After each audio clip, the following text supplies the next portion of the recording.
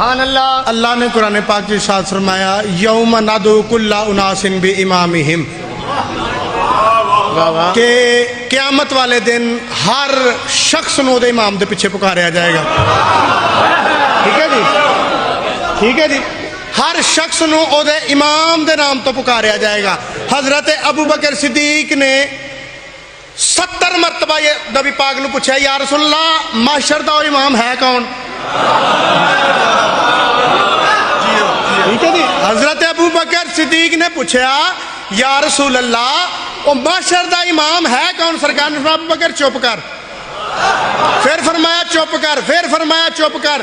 دفعتاً سرکار نے دیکھا مولا علی اپنے گھروں نکل کے مسجد نبوی وال آ رہے نے، سرکار نے فرمایا ابو بکر ہن پوچھ کی پوچھنا پیا سا؟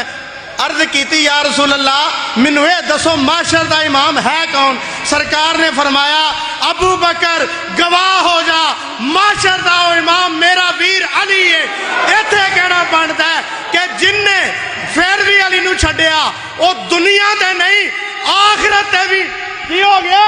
برباد ہو گیا۔